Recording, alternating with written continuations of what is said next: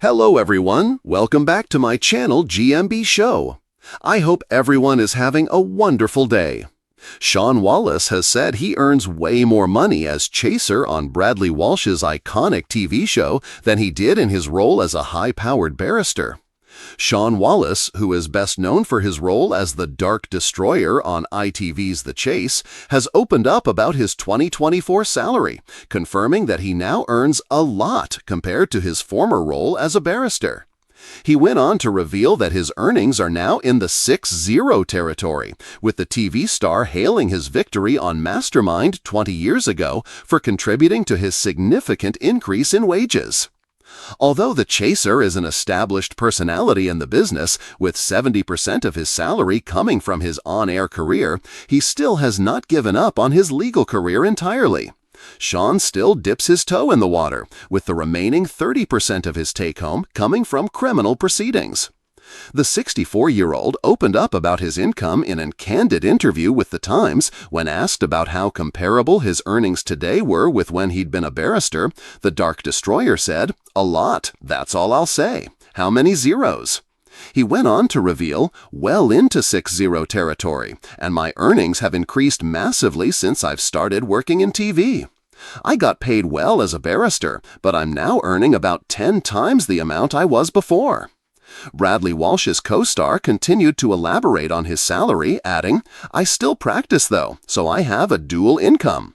Probably 70% of my income comes from my TV work and 30% from the legal side.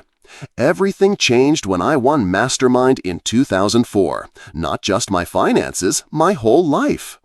With a nice bank boost, it's no wonder that the TV personality who resides from Brent in northwest London likes to splash out on some of the finer things in life, admitting that shoes were his Achilles heel.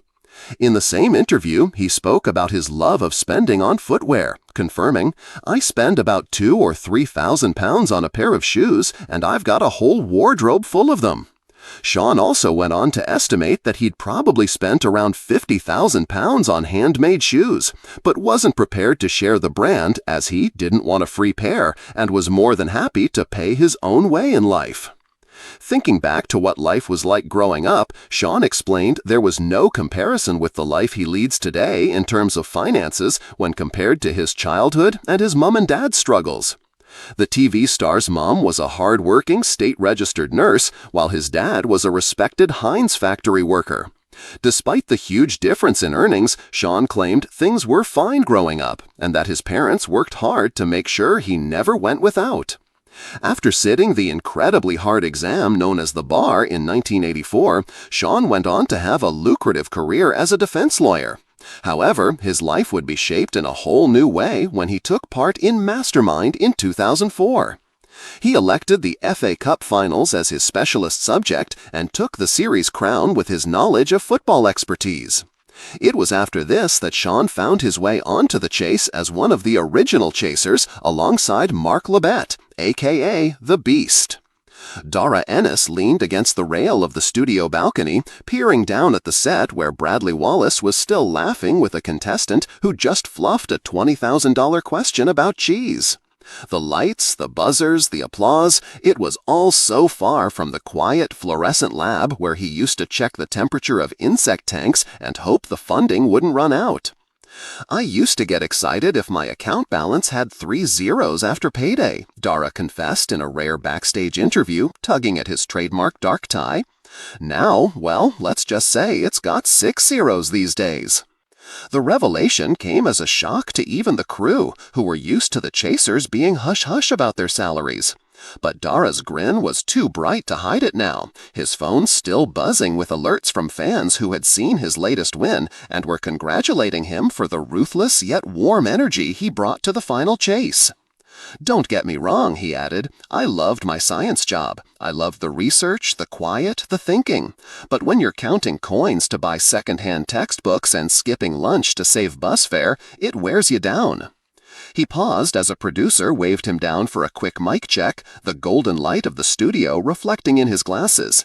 It was surreal. He was now a quiz star whose quick-fire knowledge of medieval monarchs and obscure chemical elements turned into six-figure contracts, brand partnerships, and sold-out quiz nights across the country.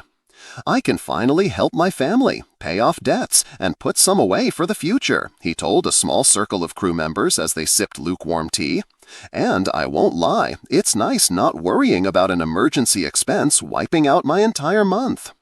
But what made his eyes truly light up was the fans, the ones who said they felt inspired to get back into reading, the parents who emailed to say their kids loved science because they saw The Menace making it look cool on TV, the pensioners who found company in the show during lonely afternoons.